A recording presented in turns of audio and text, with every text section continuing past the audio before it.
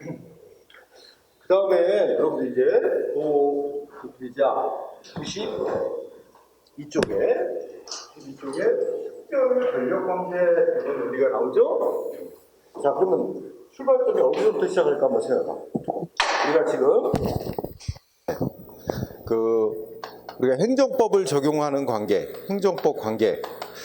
행정법을 적용하는 국가와 국민의 관계를 공법관계라고도 하는데, 행정법 관계 중 우리가 권력관계 이렇게 표현하는데, 권력관계는 말하면 국가가 국민에게 명령 강제하는 관계잖아, 그죠? 공익 목적을 위해서.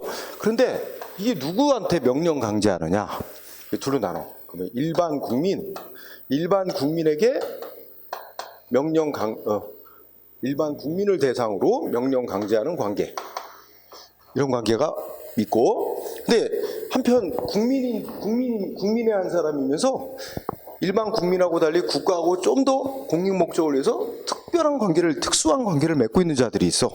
예를 들면 국민의 한 사람이면서 동시에 이제 공무원인 사람, 공무원, 그다음에 뭐 군인, 그다음에 뭐 국공립학교 학생,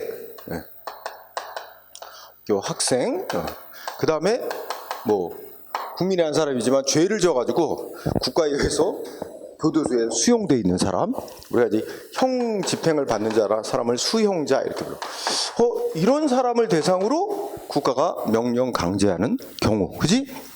이렇게 둘로 나눠볼 수 있다는 거야. 그래서 일반 국민을 대상으로 뭐 세금을 부과해서 세금을 내라, 또는 뭐 영업하지 마라, 이런 관계는 이걸 뭐라고 부르냐면 일반 권력 관계라고 부른 거야. 일반 권력 관계. 응? 이렇게 부르고, 요 국민들 중에서도 국가하고 조금 더 국가의 어떤 행정 목적을 위해서 특수한 관계를 맺고 있는 이런 사람들에 대해서 국가가 명령 강제하는 관계를 특별 권력 관계, 이렇게 이제 구분을 했던 거야. 응? 그래서 구분한 이유가 19세기 옛날 독일, 이렇게 구분한 뒤에 이 일반 권력 관계, 즉 일반 국민들에게 국가가 뭐 세금 내라, 영업하지 마라, 이렇게 명령 강제하는 거는 법의 적용을 받아야 된대. 법치주의 적용을 받아야 된대. 그래서 너는 법치주의가 적용돼야 된다. 받아야 된다. 이렇게 얘기를 했어.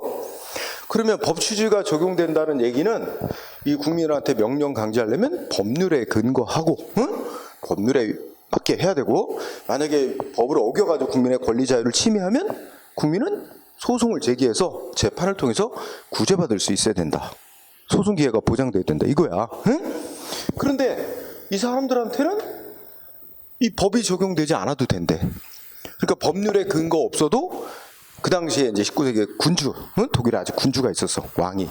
권력은 뭐 절대적인 군주는 아니지만 왕이 일방적으로 명령 강제, 그러니까 법률에 근거하지 않고도 막 강제해도 되고, 그리고 법이 적용되는 관계로 안 받기 때문에 공무원이 막 잘리고, 교도소에 갇힌 수용자가 불이익을 입어도 이거 법이 적용되는 관계가 아니니까 위법이냐 적법이냐 이런 문제가 안 생긴대. 이렇게 보고 재판 대상이 안 되는 거로 봤어. 그래가지고 여기는 법치주의가 적용되지 않아도 되는 관계다. 이렇게 19세기에 이제 이렇게 구분해서 봤었어요. 그런데 이제 오늘날, 그러니까 2차 대전을 거치면서, 2차 대전 후 대전을 거치면서 오늘날에 와서는 일반 국민한테 당연히 법치주의 적용되는 건 똑같아. 그지? 그런데 요게 바뀐 거야. 야, 이런 말이 어딨냐? 이 사람들도 다 법적으로 국민의 한 사람인 동시에 다만 어떤 국가의 어떤 행정 목적에서 특별히 좀 더 국가하고 특수한 관계를 맺고 있는 그런 정도지, 완전히 법의 적용을 안 받아도 되는 그런 관계라고 할 수는 없다. 그러니까 그 특수한 목적 달성을 위해서 일반 국민과는 좀 다른 특별한 취급을 법에 의해서 받을 수는 있다 하더라도 법치주의가 전혀 적용 안 된다 보는 거는 말이 안 된다. 그러니까 예를 들어서 여러분들 여기 봐, 수용자, 교도소에 갇힌 사람은 일반 국민들에게 인정되는 자유가 똑같이 인정되겠어? 인정 안 되지. 가둬놓잖아. 마음대로 뭐 이동할 수 없잖아. 거기다 옷도 마음대로 못 입고 제수복 입고 생활해야 되고, 그지? TV도 마음대로 못 보고, 이거 그 가둬놓는 목적을 달성하기 위해서, 그지? 사회로 격리시키고 하기 위해서는 그 조치가 필요하잖아. 그러니까 일반 국민들에게 인정되는 자유와 권리가 똑같이 인정될 수는 없다. 근데 옛날 같으면 막 법률에 의하지 않고도 군주가 멋대로 막, 국가가 멋대로 막 불이익을 주고 해도 문제가 없다고 봤던 거야. 근데 오늘날은 뭐 있어야 돼? 그런 그 목적을 달성하기 위해서 법률에 그런 필요한 범위 내에서는 이러이러한 제한 조치를 해도 된다고 법률에 근거해서 제한을 해야 돼. 그리고 그 법이 정한 범위를 벗어나, 여기도 비례원칙 같은 행정법 원칙이 정돼서 필요한 정도를 법에 근거 없이 또는 법에 근거가 있더라도 필요한 범위를 넘어서 과도하게 불이익을 주면 우리가 비례원칙 위반이 돼요. 그러면 뭐야? 그거는 위법이고 이 사람들도 재판을 청구해서 구제될 수 있어야 된다. 이런 논리가 적용되는 거야. 그래서 그럼 또 여기도 공무원 생각해봐. 공무원도 근로자 이꼬르 노동자예요. 공무원도. 원래 근로자 이꼬르 노동자는 자기 노동을 제공하고 그 대가로 임금을 받아서 생활하는 자가 노동자 이꼬르 근로자예요. 공무원 마찬가지잖아. 회사 다니면서 일해가지고 월급 받아 생활하는 자 근로자 노동자 아니야? 공무원도 근로자야, 틀림없이. 근데 똑같은 근로자인데 일반 회사 다니는 근로자는 뭐가 보장돼? 소위 노동 3권이 보장돼서 노동조합 만들 수 있고, 그지?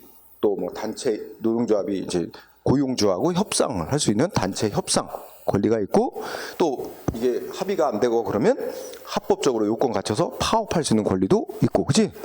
단결권, 단결권, 단체 협상권, 단체 행동권 뭐 이런 게 노동 3권이라고 보장이 되잖아요. 일반 근로자한테 헌법상 기본권으로. 근데 공무원한테는 제한이 따릅니다.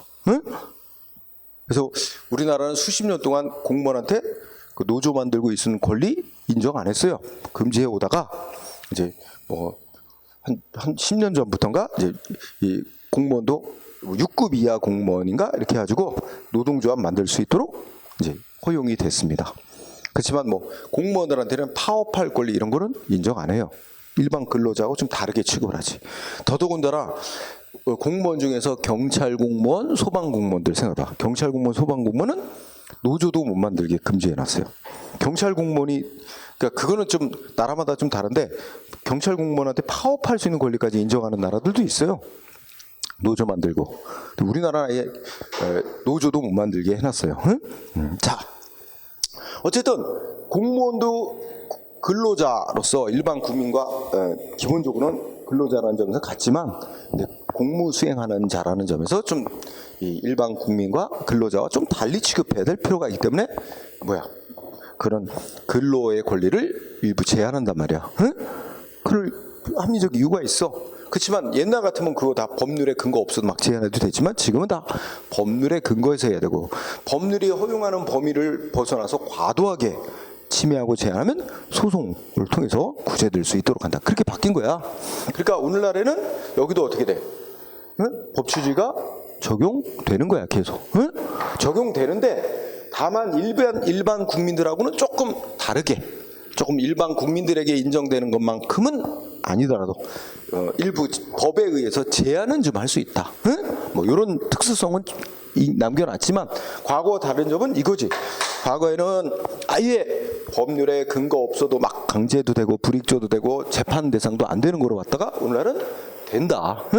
똑같이 돼야 된다. 그런데 완전 일반 국민과 똑같은 건 아니고 좀 특수하게 제한은 좀 있을 수 있다. 법에 의해서.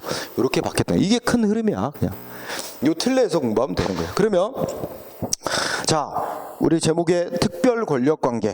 근데 이제 괄호 속에 특별 행정법 관계 이렇게 제목 따랐지? 그거는 이제 용어도 바꿔 부르자고 이제 학자들이 말한 거예요. 옛날에 특별 권력 관계 그러면 옛날에 이제 생각을 하면 이게 법의 적용을 안 받아도 되는 관계, 이런 부정적인 어떤 뉘앙스가 있단 말이야. 그래서 야, 그런 용어 쓰지 말자. 이제는 법의 적용을 받는 관계인데 약간 일반 국민과 조금 다르게 취급을 받을 수 있는 관계, 법에 의해서. 그런 점에서 법의 적용을 받으니까 행정법 관계라고 하되 약간의 특수성이 인정되는 관계 정도로 해서 특별 행정법 관계라고 부르자. 이렇게 용어를 바꿔 부르자고 하는 학자들이 있어. 그래서 이제 오늘날에는 용어가 혼용이 되고 있어. 응? 근데 우리 대법원 판례는 여전히 특별 권력 관계라는 용어를 써요. 그러면 내가 이제 써놓은 건 먼저 쌍거로 1번 과거 얘기를 하고 있어. 전통적인 이론. 응? 19세기 독일에. 그러면 여기 이제 의의를 읽어보면 그 동그라미 1번 특별 권력 관계, 동그라미 2번 일반 권력 관계하고 좀 다르다. 뭐 이런 얘기 써놓은 거예요. 여러분들 읽으면 알 수 있어. 내가 설명 다 한 거야. 응? 거기에 뭐 별 특별한 논점은 없고.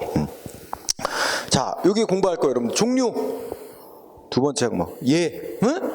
한 4가지 유형으로 나는데 특별 권력 관계라고 얘기해. 4가지 유형. 뭐뭐래? 근무 관계, 영조물 이용 관계, 특별 감독 관계, 무슨 사단 관계 이렇게 나눴지? 그리고 가로 속에 예 들어놨지? 공무원으로서 근무하는 관계, 군인으로서 군복무하는 관계, 그지? 그 다음에 또 뭐 영조물이라는 게 이제 공공시설물이라고 생각하면 돼. 응? 이거 뭐 교도소를 이용하는 관계, 국공립 도서관, 박물관 이용하는 관계, 응? 또 국공립학교 학생으로서 근무하는 관계, 재학하는 관계. 그 다음에 국가로부터 어떤 공익 목적상 특별한 감독을 받는 관계. 그 다음에 무슨 공공단체에 대해서 국가가 어떤 공익 목적을 수행하는 단체와 그 구성원, 단체의 구성원에 대해서 국가가 어떤 공공단체에게 야, 니네 저 구성원들에 대해서 뭔가 이러이러한 어떤 조치를 할 수 있도록 권한을 준다 해서 국가가 공공단체에 권한을 줘서 그 공공단체가 구성원들을 이제 지휘, 감독, 통제하는 그런 관계. 이렇게 해서 한 4가지 유형이 거기 나와 있습니다. 요거 체크해놓고 그 공부할 사항. 그 다음에 옛날에 특별권력관계 이론 특성. 3번째 항목 특성 나왔지? 한마디로 말하면 법치주의 적용 안 된다는 거예요. 옛날에는. 법치주의 적용 안 된다는 걸 조금 더 세부적으로 부연설하면 첫째, 법률 유보 원칙 적용 안 된다. 법률 유보 원칙이란 말 배웠잖아. 법률에 근거 없어도 막 명령 강제 침해해도 된다. 응? 두 번째, 법률로부터 권한 안 받아도 막 기본권 막 제한해도 된다. 응? 헌법이 보장하는 국민이라면 누구나 누려야 될 기본적인 권리 막 침해해도 된다. 법률로부터 권한 안 받아도. 응? 세 번째, 사법심사 배제 뭐야? 재판 대상 안 되는 거다. 응? 이게 이제 이거 총괄해서 묶을 수 있는 말이 법치주의 적용 안 되는 관계. 응? 세부적으로는 그렇다는 거지. 응. 그러면 왜 이런 논리를 이렇게 이제 일반 국민을 대상으로 국가가 명령 강제하는 거야, 이런 사람 대상으로 국가가 명령 강제하는 거야, 이렇게 둘로 나눠서 이렇게 한 거는 19세기 독일에서 그랬는데 이게 다른 나라에서는 없었어요? 없어요. 이거 오직 독일에서만 과거에 생겨났던 논리야. 응? 그래서 자, 성립 배경 및 이론적 기초라는 데서 자, 성립 배경에 동그라미 1번 밑줄 어디서만 생겨난 논리라고? 독일에서만. 응? 그래서 첫째 줄에 독일 행정법의 특유. 응? 오로지 독일에서만 생겨났던 논리야. 응? 그런데 이 논리가 우리 행정법 우리나라 어떻게 발달했어? 일본이 독일 거 베껴다가 우리나라에 도입해놨잖아. 그러니까 우리나라에서 이런 논의를 하고 있는 거야. 응? 그래서 오직 독일 행정법에 특유했던 이론이다. 그러면 왜 독일에 생겨났느냐? 두 번째 줄에 보니까 19세기 후반 독일의 입헌 군주정치 시대에, 독일은 아주 그 옛날에 후진적인 국가였고 다른 나라들이 이제 뭐 법치주의 이렇게 도입하고 하니까 그걸 겉으로만 모양만 내고 흉내내고 따라간 거야. 응? 그래놓고 아직 왕이 있어, 군주가. 그러니까 이제 법치주의 해야 된다 하니까는 시대 흐름을 뭐 안 따라갈 수 없으니까 그는 받아들이기는 하되 이제 일반 국민들에게 이제 군주가 명령 강제하고 세금 부과하고 이런 거는 법치주의 적용을 받도록 하겠다. 그러나 뭐 이 공무원에 대해서 군주가 명령 강제 이런 거는 군주가 알아서 할 수 있는 영역으로 남겨놔라. 이렇게 가지고 타협한 거야. 응? 그래서 거기 두 번째 줄 셋째 줄 끝에 가면 밑줄 뭐야? 군주와 우리 국민을 대표하는 의회, 국회와의 정치적 타협의 산물로 성립됐다. 그 말 나오지? 그러니까 이제 이 말을 조금 부연 설명하면 우리 시민들, 국민들하고 국민을 대표하는 국회는 야, 군주 너 국민한테 세금 부과하고 뭐 영업정지 시키려면 법률에, 국회가 만든 법률에 근거해서 법률에 위반되지 않게 해야 된다. 만약에 위법하게 하면 재판 통한 구제 보장해라. 군주가 그걸 거부할 수는 없는 시대야. 그럼 군주가 그걸 받아들이는 대신에 그러면 그거는 내가 받아들이겠다. 대신에 이러이러한 영역은 군주가 알아서 할 수 있는 영역으로 남겨달라. 이제 좋다 한 거야. 그 얘기. 그리고 요때 이렇게 이제 법의 적용을 안 받아도 되는 그런 관계가 있다라고 이제 이거를 정당화시키, 이런 논리를 합리화시켜주기 위해서 그 당시에 행정법 학자들이 이 군주 편에 서서 이 정당화시켜주는 논리를 내세운 게 그 이론적 기초가 동그라미 2번에 쭉 읽으면 두째 줄 끝에 불침투설이라고요. 간단히 키워드가 불침투설. 그게 그 어용학자들에 의해서 정당화시켜준 논리야. 그럼 불침투설이라는 거 그냥 설명만 들어. 뭐냐면 이렇게 생각하는 거야. 여러분, 우리가 법이라는 거는 권리를 가지고 의무를 갖는 자, 권리 의무자와 또 권리 의무를 갖는 자 사이에 이해관계 조정을 위해서 법이 적용되는 거라는 거야. 그럼 우리가 한 사람 개인 한 사람 생각, 한 사람이 권리 의무를 갖는 자야, 그렇지? 그런데 나를 생각하면 나 자신 자체가 하나의 권리 의무를 갖는 자야, 권리 의무자야, 그렇지? 근데 나의 손은 나하고 별도로, 나의 손이 나하고 별개로 권리 의무를 갖는 자야? 아니지. 내 손은 나에 딸려 있는 거지. 나를 위해서 활동하는 기관이지. 응? 그러니까 내 손은 나하고 별도의 권리 의무를 갖는 자가 아니니까 내 손과 나하고 사이에 이 법이 적용되는 관계가 아니거든. 응? 이거를 똑같이 국가에다가 대입을 한 거야. 그러니까 국가라는 존재를 하나의 사람처럼 생각하는 거야. 생물학적 존재의 사람처럼 생각하면 국가라는 존재가 하나의 권리 의무를 갖는 존재다. 그런데 국가에 이제 일하는 공무원은 뭐라고 생각해요? 공무원은 사람의 일을 치면 뭐 손발과 같은 역할을 하는 존재다. 국가를 위해서 활동하는 기관이다. 그러니까 공무원이라는 존재는 국가하고 별도로 권리 의무를 갖는 존재가 아니다. 국가에 속해 있는 기관일, 그냥 부속품으로서의 기관일 뿐이지 국가와 별도의 권리 의무를 갖는 자가 아니다. 그러면 이제 전제로서 출발점이 법이란 건 권리 의무를 갖는 자 사이에 적용되는 게 법인데, 응? 국가와 공무원 사이는 권리 의무를 갖는 자 사이의 관계가 아니니까 거기는 법이 적용되는 관계가 아니다. 이런 논리책이야. 이게 불침투설이에요. 그러니까 국가라는 조직 내부에는 법이 적용될 수 없다. 이게 그걸 불침투설이라고 부른 거야. 응? 그런 논리가 이제 해서 뭐라면 아까 예를 들어서 국가와 공무원 사이는 권리 의무자 사이의 관계가 아니니까 법이 적용되는 관계가 아니다. 이런 논리체계를 세웠던 거야. 그래서 그렇게 간단히 성립 배경 및 이론적 기초 알아두고, 그죠? 그다음 맨 아래 보면 그러면 그 당시에 군주가 행사하는 특별 권력이랑 뭐냐?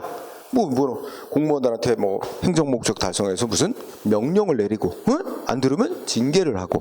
그래서 여러분들 읽어와. 거기 읽어보면 그 두 번째 줄에 보면 제목에 이제 명령권과 징계권이라고 그랬지? 읽어보되 주의해야 될 단어는 셋째 줄 징계권입니다. 징계권. 괄호치고 형벌권이라 그러면 안 된단 말이야. 응? 그 징계라는 말은 이제 내부, 그러니까 조직 구성원으로서 내부 질서 위반에 또 조직 구성원으로서 신분 박탈하는 거야. 쫓아내는 거. 응? 그러니까 공무원 신분 박탈 이런 거죠. 그죠?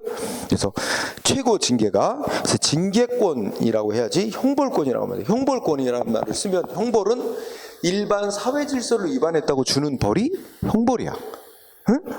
이게 이 특별 권력 관계를 맺고 있는 이런 자들에 대해서 행사하는 권력은, 형벌권은 모든 사람이 다 대상이 되는 거야. 일반 국민을 비롯해서 모든 사람이 사회 질서를 위반하면 다 주는 벌이 형벌인데, 이거는 이 징계권은 그 조직에서 요구되는, 응? 그 조직 내부의 질서를 위반했다고 주는 벌이 징계벌이야. 응? 징계벌을 줄 수 있는 권한이 징계권입니다. 그래서 거기 징계권, 그러니까 크게 말하면 특별 권력이란 명령권과 징계권인데 형벌권이라고 하면 안 된다. 응?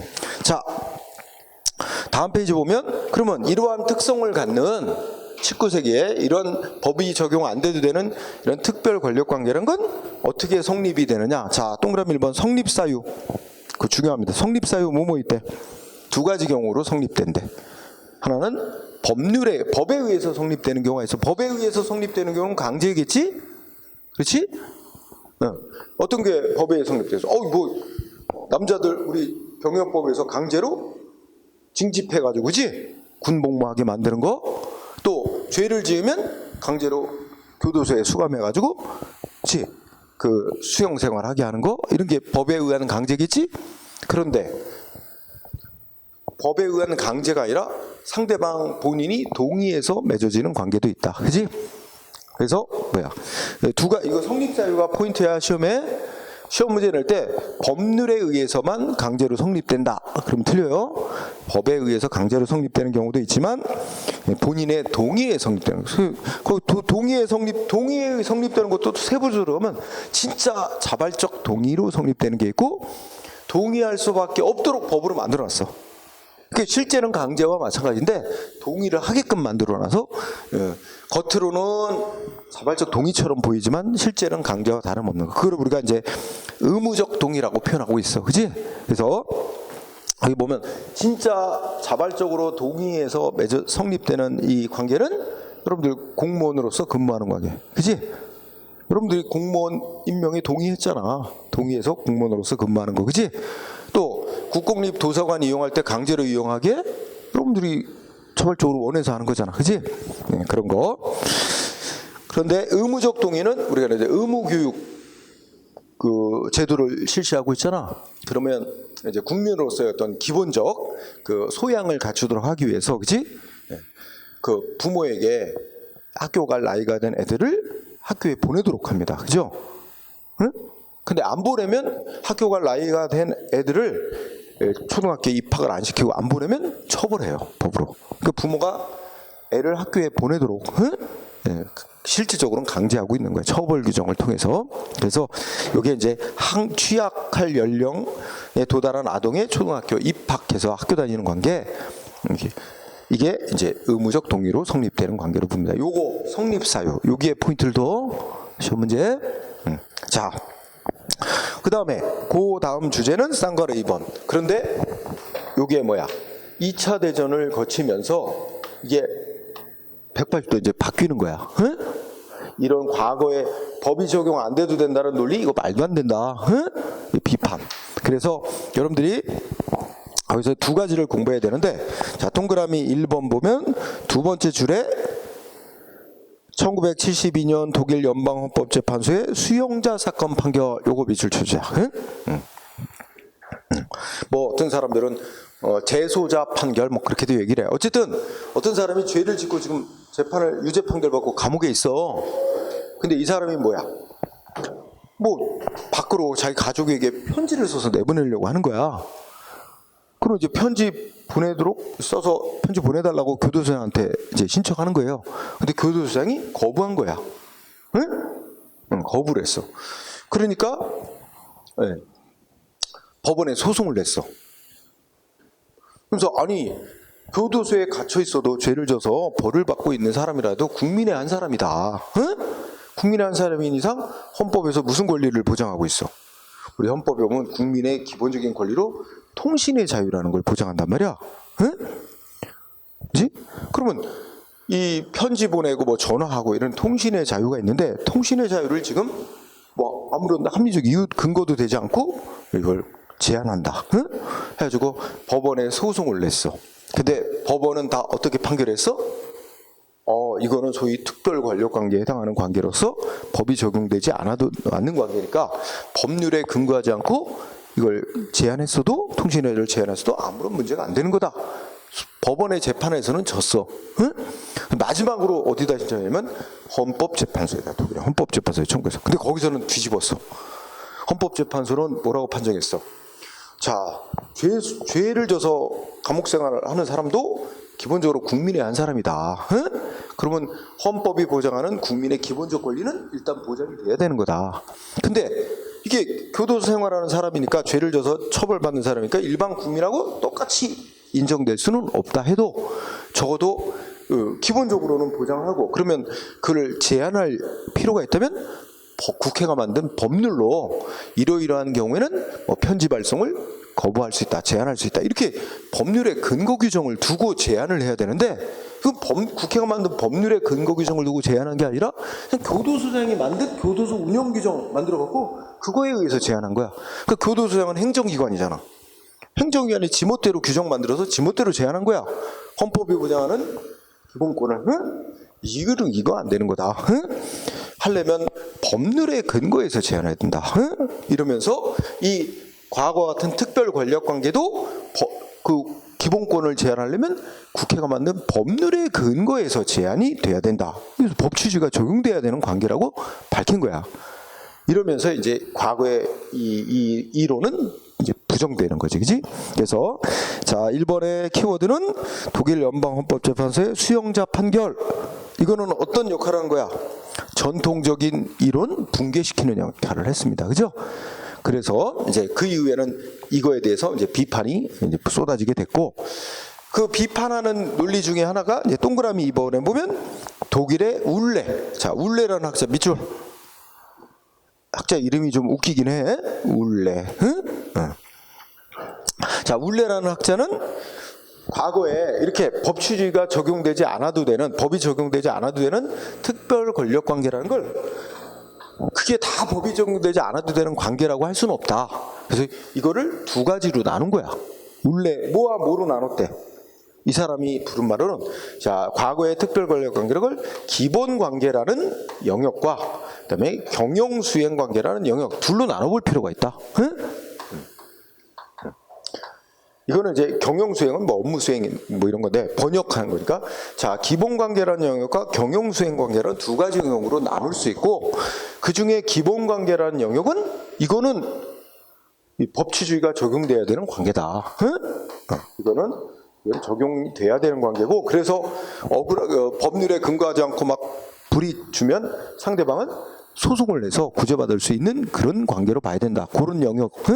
그래서 요거는, 그러니까 될 말은 요거는 이제 사법심사 재판 대상이 되는 영역으로 봐야 되고, 요거는 옛날처럼 그러니까 행정부 조직 안에서 행정기관이 알아서 할 수 있는 영역, 굳이 법률에 근거하지 않아도 행정부가 알아서 할 수 있는 영역. 그래서 이거는 사법심사 대상이 아닌 영역으로 보는 게 맞다. 그러니까 완전히 과거의 특별권력관계를 완전히 부정한 건 아니고 수정을 좀 했지, 그지?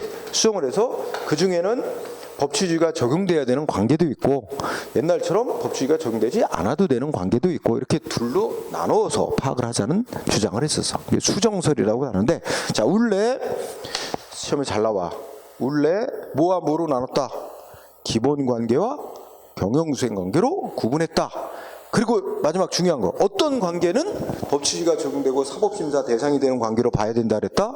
기본 관계만. 그러니까 경영수행 관계는 예를 들어서 상관이 부하 공무원한테 오늘 어디로 출장 갔다 와, 뭐에 관해서 보고서 만들어서 제출해, 이런 것까지 법률에 꼭 근거가 있어야 되냐? 그건 아니다.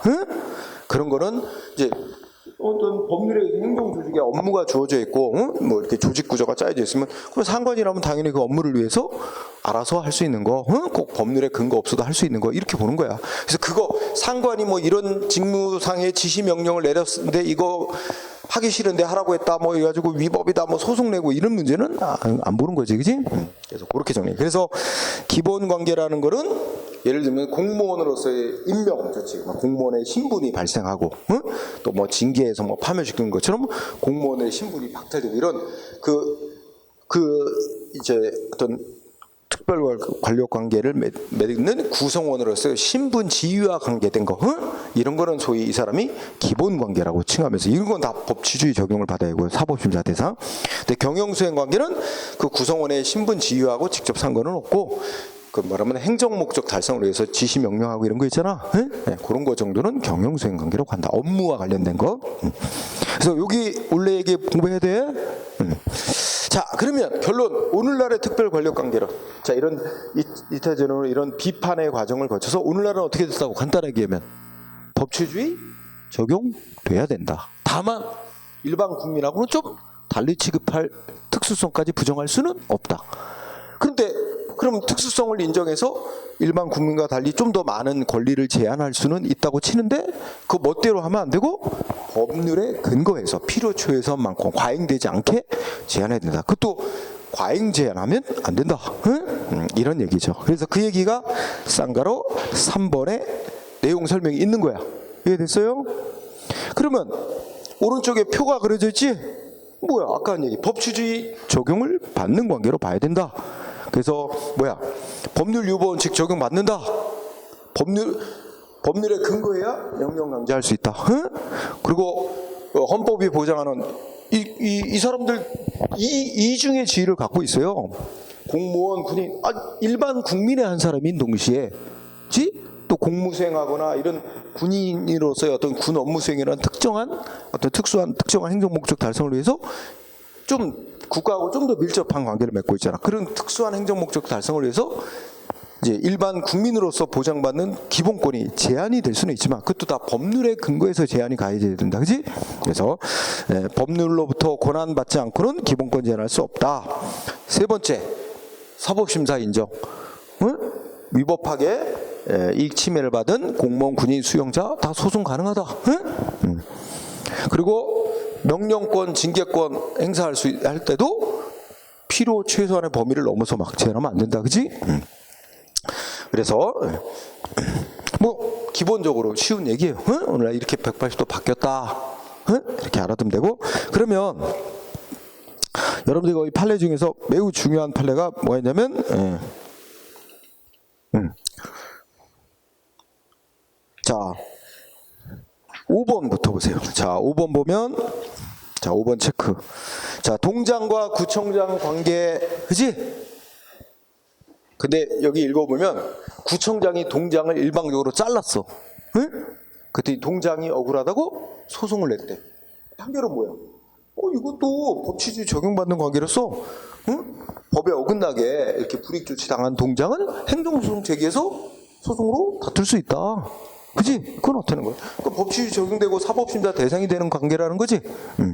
또 6번은 아까 나왔고 그 다음에 7번 뭐 공립유치원에 근무하는 전임 강사. 응? 이것도 뭐 억울하게 잘리고 월급 못 받은 거 있으면 행정소송으로 이거 공법관계로서 행정소송으로 싸울 수 있다. 이거 나타낸 거야. 자 8번 야 국립대학교 국립교육대학교 학생 학교에서 퇴학시켰대. 퇴학시킨 조치 공권력 강제 조치잖아. 공권력 행사로서 퇴학당한 학생 억울하면 뭐 할 수 있다? 행정소송으로 싸울 수 있다. 응? 그 다음에 9번 10번 보면 어떻게 돼 있어? 비슷하지 않아? 9번은 수용자의 서신을 교도소장이 검열하는 행위. 그지? 자 그러면 교도소장이 이제 수용자가 편지 써서 이제 발송해달라고 교도소장한테 신청했는데 교도소장이 편지 다 읽어본 거야. 응? 그 검열. 거기에 뭔 내용 써 있나? 응? 다 봤어. 근데 그 검열한 거에 대해서 상대방이 이거 위법이다. 그래서 취소시켜달라고 행정소송을 냈대. 응? 근데 이거 취소해달라고 행정소송 할 수 있는 거냐?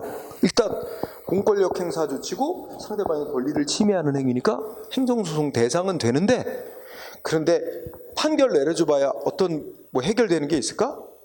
이미 교도소장이 편지 다 읽어봤는데 편지 검열한 거 없던 일로 취소한다 판결 내린들 편지 읽었던 게 없던 일이 되나? 그러니까 행정소송에서 취소 판결을 받는다 해도 의미가 없어요. 그지? 남는 건 뭐겠어? 위법하게 검열해서 나 피해 입었다. 손해배상, 돈으로 배상 청구해서 받는 거 이런 거 남습니다. 자, 하여튼 그런 거. 그 다음에 10번은 뭐야? 이번에는 교도소장이 편지 발송을 거부했어. 근데 이거는 거부한 거 취소해달라고 행정소송에서 취소받으면 어떻게 되겠어? 그럼 판결에서 이제 얘 편지는 보내줬어야 되는데 발송을 해줬어야 되는데 거부한 거 위법이다 이렇게 판결 나왔다면 교도소장은 편지를 보내줘야 됩니다. 판결에 따라서. 그죠? 그러면 소송을 통해서 구제될 수 있지? 그러니까 이건 행정소송을 해서 구제될 수 있는 사안이야. 그지? 자, 오른쪽에 올라가면 12번 중요. 자, 교도소장이 수용자, 응? 어떤 수용자 뭐 만나러 왔는 가족들이 만나러 왔거나 뭐 친구가 만나러 왔는데 만나는 건 허용을 해. 만나서 대화하는 건 허용을 하는데 이거 감시하래. 그 교도관이 옆에 붙어 앉아갖고 무슨 대화를 하는지 녹음하고 기록하고 감시하도록 이런 조치를 한 거. 요거는 이제 이거는 이제 이렇게 감시 조치 대상자로 지정한 조치 소송으로 싸울 수 있는 조치다. 이렇게 판결했고 13번은 이제 사관생도 음주 사건이야. 그러니까 여기는 이제 3사관 육군 3사관 학교라고 학생인데 그냥 편의상 육군 사관학교, 그지? 국립대학이야. 국립대학교, 그지? 국립대학교 학생으로서 근무하는데 이 학칙에 뭐라고 돼 있냐? 이 사관생도가 이 학칙 웃겨요. 뭐 저 이성교제 금지, 술 먹는 거 금지. 엄청난 옛날 조선시대 규정 같은 거야, 그지? 얘네들 다 성인이야, 그죠? 국민으로서 성인이면 19세 넘었으니까 술 먹을 수 있고, 그지? 이성교제도 할 수 있는 거지, 그지? 근데 이거 다 금지, 응? 적발되면 퇴학이래. 술 먹는 거 2번 걸리면, 음주 사건 2번 걸리면 퇴학. 학교 규정 학칙이 그렇게 돼 있대. 근데 이 사관생도가 한 번 술 먹었다 걸린 적이 있대. 근데 2번째 술 먹었는데 어떻게 술 먹었어? 예를 들어서 뭐 사관생도 옷을 입고 제복을 입고 뭐 밖에서 막 술 먹고 또 뭐 시비 걸어가지고 뭐 남들하고 막 무리를 일으키고 뭐 이랬다면 모를까, 그지? 이거는 사복 입고 오랜만에 친구들 만나서 뭐 간단히 조금 술 2잔 먹었어. 근데 이게 이제 음주했다고 이걸 퇴학을 시켜. 행정소송 제기한 거야. 행정소송 허용되고 재판에서도 이겼어. 학칙 자체가 잘못 만들어진 거라는 거야. 응? 아니 사관생도도 국민의 한 사람으로서 기본적 권리가 보장이 돼야 되고, 다만 이 육군 장교를 배출하기 위한 어떤 그런 특수한 목적을 달성하기 위해서 뭔가 이런 게 제한이 필요하더라도 아니 합리적으로 필요한 범위 내에서 최소한의 제한을 해야지. 이건 뭐 사관생도라는 이유만으로 일체 뭐 이성교제도 안 되고 술을 절대 먹으면 안 되고 말이 되냐 이거지. 적어도 사관생도로서 어떤 품위를 뭐 위신을 실시킬 정도로 그렇게 무슨 무리를 일으키는 사건이라면 이제 퇴학시킬 수 있는 사유로 되지만, 아니 성인이고 성인인 선에서 사복 입고 이렇게 친구들하고 1-2잔 한 거 가지고 이거를 징계 사유로 삼는다는 건 그거는 필요 이상의 과도한, 비례원칙에 반대는 과도한 제한을 하는 규정이다. 그러니까 그 학칙 규정은 헌법에 어긋나는 위헌적인 규정이고, 그래서 무효고 그런 규정을 적용해서 퇴학시킨 거 역시 위법이다. 이렇게 판결한 거야. 승소, 네, 이런 겁니다.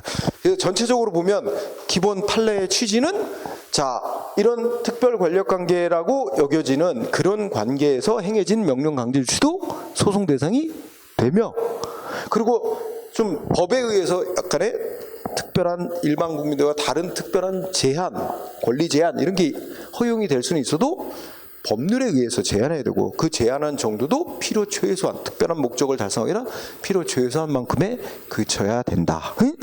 그걸 벗어나면 위법이 되고 취소, 무효될 수 있다. 이걸 나타내주는 그런 사례입니다. 그래서 특별 권력 관계라는 영역은 그렇게 많이 출제되지는 않지만 가끔씩 나옵니다. 가끔씩. 자, 다음 페이지 하나 더 하고 쉬는 시간을 갖도록 합시다. 다음 페이지는 제2절 행정법 관계의 특성인데, 뭐하고 비교하면 우리 사법 관계, 대등한 자 사이에 사적인 이익을 목적하는 사법 관계하고 비교해 볼 때, 특히 국가가 우월한 힘을 가지고 우리 국민들에게 명령 강제하는 권력적 관계의 특성, 그지? 그 중에서 우선 생각해 보면 법 적합성, 그지? 법에 엄격한 구속을 받아야 되지? 응? 이거 밑줄 긋고 할 필요 없어. 가볍게. 그 다음에 2번째, 국가가 우월한 힘을 가지고 명령 강제할 수 있다. 여기 이제 간단히 공부하자. 나중에 또 상세히 공부할 거야. 일단 동그라미 1번 보니까, 동그라미 1번 끝에 가면 괄호치고 뭐라고 써놓은 거 있지? 공정력. 이게 처음 듣는 단어일 거야. 공정력이라는 단어. 이 단어만 보면 도대체 이게 무슨 뜻인지 도대체 알 수가 없어요. 일본 사람들이 만든 용어야. 독일어 번역해서. 응? 그러니까 얼른 와닿지 않죠. 자, 공정력이라는 단어가 뭐냐면 행정기관이 국민한테 뭔가 강제적으로 무슨 조치를 했어. 예를 들면 세금 부과, 영업정지. 응? 근데 상대방 국민 입장에서는 그 조치가 위법하다고 생각이 들어. 근데 위법하다고 생각이 들어도 자기 마음대로 나는 이거 위법이라고 생각하니까 난 못 따라. 이거 효력 인정 못해 하고 안 따를 수 없게 만드는 거야. 그러니까 국가 행정기관이 국민한테 명령 강제한 조치에 설령 위법이 좀 있다 하더라도 이게 권한가지 기관이 판정을 내려서 이건 위법 맞다. 그러니까 없던 일로 취소한다. 판정 내리기 전까지는 위법이 있더라도 일단 효력이 있는 거로 유지시키는 거. 효력이 있는 채로 통용되게 만드는 힘. 이거를 공정력이라고 불러. 그러니까 상대방 국민 입장에서는 위법이 좀 있다 해도 따라야 된다는 거야. 자기 마음대로 효력을 마음대로 부정할 수 없다는 거야. 응? 그러니까 국가기관이 하는 행위는 이런 우월적인 힘을 주는 거지. 비교해보면 개인 사이의 관계에서는 예를 들면 이거야. 세금 부과하고 생각해봐. 개인이 야, 너 왜 내 돈 빌려가 놓고 안 갚아? 응? 내 돈 갚아라. 그럼 상대방은 뭐 갚았을 수도 있고 이미 갚았는데 뭘 또 달라는 거냐? 싸울 수도 있고 난 너한테 돈 빌린 적 없다. 응? 내가 왜 갚아야 되냐? 싸울 수도 있잖아. 그러면 상대방 어떻게 돼? 일단 돈 주고 그리고 소송 내서 싸워? 아니야. 돈 안 줘. 상대방. 그러면 오히려 반대로 돈을 받으려고 하는 돈 달라고 요구한 측에서 돈 받기 위해서 뭐 해야 돼? 지 마음대로 또 그 사람 집 쳐들어가서 할 수도 없지. 뺏어올 수도 없지. 법원에 소송 내야 돼. 민사소송을 제기해서 법원의 판결을 통해서 자기 뭐 돈을 받든가 해야 됩니다. 그런데 우리 세무서장은 야, 너 세금 얼마 언제까지 내? 일방적으로 부과하고. 그치? 안 내? 상대방 국민은 이게 설령 법에 어긋난 위법한 세금 부과라고 생각이 들어도 어떻게 해야 돼? 일단 내야 돼. 내라는 기간 내에 내야 돼. 자기 마음대로 이건 나는 위법이라 생각하니까 못 내야 하고 그리고 저 버티면 더 센 조치가 나와요. 뭐 들어와? 재산 압류 조치. 응? 막 압류한 재산 경매로 팔아넘겨갖고 거기서 세금 가져가 버린다니까. 국민은 일단은 따라야 돼. 효력이 위법이라고 생각해도 일단은 따르고 세금 내놓고 절차 밟아야 돼. 뭐야? 법원에다가 소송을 낸다든지 해서 이건 위법한 세금부였다. 취소 판결 해달라. 없던 일로. 그래서 취소 판결 받고 그 다음에 어떻게 돼? 낸 세금을 다시 돌려받아야 돼. 그게 다른 거지. 개인사회공개는 일단 따르지 않아도 되잖아. 상대방의 요구에. 그지? 근데 행정기관이 한 조치는 일단 국민이 따르도록 하고 있어. 응?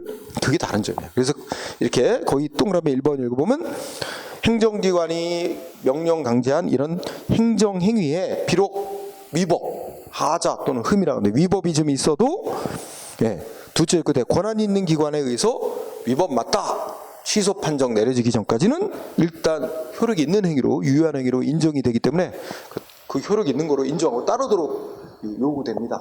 그런 국가기관 행위에 인정되는 그런 힘을 공정력이라고 부른다는 거야. 응? 두 번째 동그라미 2번 끝에 가면 또 뭐라고 무슨 단어 나왔어? 불가쟁력. 그죠? 응? 불가쟁력. 이게 다툴 쟁자야.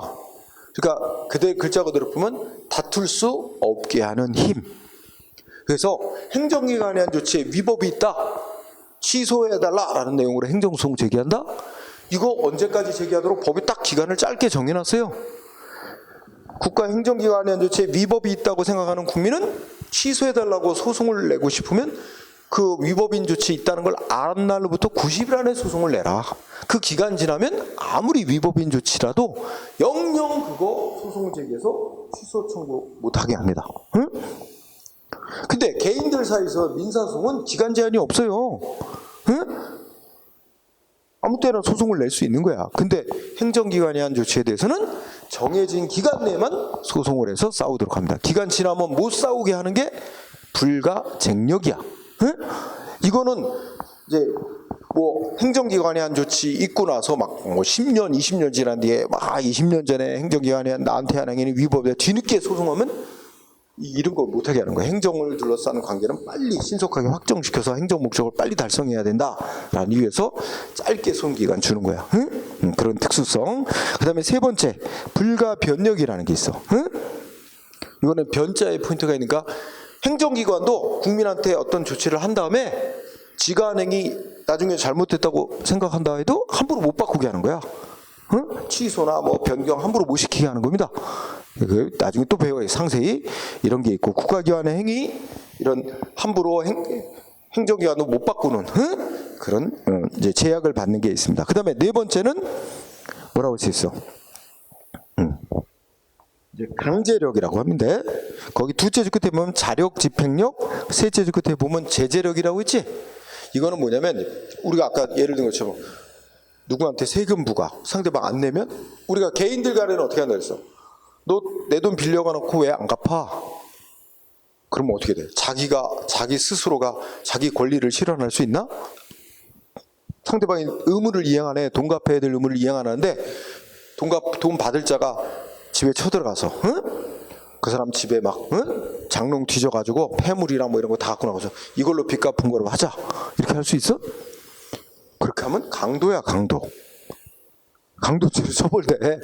개인 간에는 이렇게 자기 힘으로 해결할 수 없어요. 응? 어떻게 해야 돼? 국가기관에 힘을 빌리도록 돼 있어요. 그래서 법원에 소송을 내서 민사소송을 제기해서 국가기관은 법원의 힘을 빌려서 자기 권리를 실현하게 돼 있습니다. 응? 안 그러면 어떤 문제가 있어? 힘센 놈 세상이 되거든. 응? 그치? 그래서 우리 그 논리를 또 연장하면 누가 나를 한 대 때렸어. 그치? 한 대 때렸는데 나도 한 대 때리면 어떻게 돼? 걔도 폭행, 나도 폭행. 둘 다 쌍방 폭행으로 다 처벌돼. 누가 나를 때렸어. 그럼 나도 똑같이 때린다고 용서받는 게 제가 먼저 때렸으니까 내가 때린다고 용서받는 게 아니고 제가 때렸으니까 나는 참고 어디로 가야 돼? 경찰에 고소를 해야 돼. 그래서 국가기관이 조사해서 걔를 처벌받도록 이렇게 해야지. 내가 해결할 수 없어. 물론 예외가 있지. 누가 나를 계속 때려서 난 도저히 계속 맞고 있으면 나 죽을 지경이야. 그러면 나를 최소한 방어하는 방어 차원에서 때리는 건 괜찮아. 방어 차원에서. 그리고 우리가 정당방위라고 해서 그거는 죄로 부질 않지. 그치? 근데 그 범위를 벗어나 버리면 또 쌍방폭행으로 처벌이 되는 거야. 응? 그치?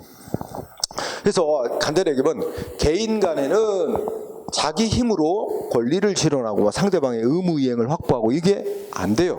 국가기관은 힘을 빌리게 돼 있는데 세무서장은 어떻게 돼? 일방적으로 세금을 부과하고 안 내면 재산 바로 행정기관인 세무서장이 재산을 압류한 재산 경매로 팔아갖고 세금 징수하도록 법이 인정하고 있어. 그러니까 이거는 행정기관 스스로의 힘으로 국가의 세금 징수권을 실현하도록 스스로의 힘으로 법원의 힘 안 빌리고 그걸 뭐냐면 자력 집행력이라는 게 인정된다. 스스로 자자, 그지? 네. 그리고 우리 행정기관은 국민이 뭘 의무를 위반하면 뭐 과태료도 부과하고 제재를 할 수 있어요. 영업정지도 시키고, 그지? 이런 제재를 가할 수 있는 힘이 인정이 됩니다. 근데 개인들 사이는 남이 나한테 해를 끼쳤다고 나한테 피해를 줬다고 내가 두들겨 패고 해를 줄 수는 없어요. 그때는 나도 처벌되니까, 그지? 그러니까 그런 것들이 이 개인 간의 사법 관계하고 다른 특성이 이 공법 관계에서는 인정이 된다. 그런 얘기입니다. 그리고 이 세 번째 칸에 권리 의무의 특수성이지. 그러니까 우리가 이제 행정법상 행정을 둘러싸고 국가와 개인 사이에 권리나 의무가 생기는데, 그 권리 의무는 개인의 이익을 위해서만 인정되는 게 아니라 공익을 위해서 공익적 차원에서도 인정하는 그런 속성. 또 뭐 그런 거기 때문에 자기가 권리를 안 갖겠다고 포기하거나 자기가 권리를 갖고 있다고 남한테 권리를 마음대로 넘겨주거나 이런 게 안 되는 것들이 꽤 많아. 그래서 이제 몇 가지가 있는데 여기에 핵심은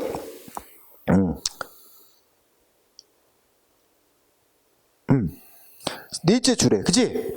행정법 관계에서 권리나 의무는 자기 마음대로 포기나 이전, 다른 사람들에게 자기 권리를 대신 행사시키는 거, 이런 거 금지 제한되는 경우가 많다. 응? 예를 들어서 우리 개인의 권리 중에 투표권이 있잖아. 우리가 정확히 말하면 선거권이라고 해야 되는데 투표권 대신 시킬 수 있어? 없지. 본인만이 해야 되잖아. 그 다음에 또 나 투표권 안 가질래요 할 수 있나? 안 돼요.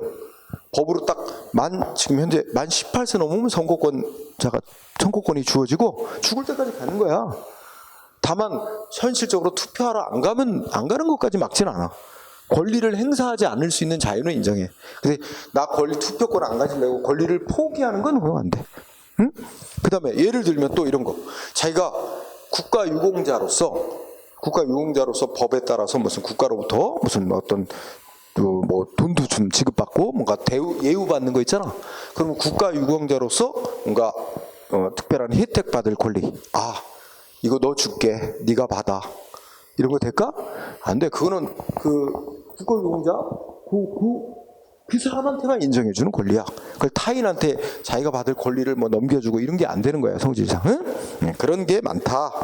그 다음에 이 행정관계에서 권리를 침해받은 자는 민사소송으로 싸우는 게 아니라 행정소송으로 싸우고, 또 손해배상도 민법에 따라 손해배상을 받는 게 아니라 국가배상법이라는 법에 따라 손해배상을 청구해서 받도록 돼 있는 등 좀 개인 사이의 관계나 좀 구제 절차가 다르게 돼 있는 것도 특성이다, 이런 거야. 가볍게 읽고 공부하는 거. 우리가 이제 이런 내용들을 뒤쪽에서 이제 심도 있게 공부하는 거야. 여기는 간단한 기본 틀을 얘기한 거지, 그지? 그럼 여러분들이 이번 시간을 통해서 뭘 이해했기 바래? 사법 관계와 공법 관계의 그런 어떤 공익 목적 때문에 나오는 차이점들, 그거를 좀 이해했길 바라고, 가장 중요한 부분은 아까 말한 대로 공법 관계냐 사법 관계냐, 이거 구분하는 거다. 자, 여기까지 하고 또 쉬는 시간 가집시다.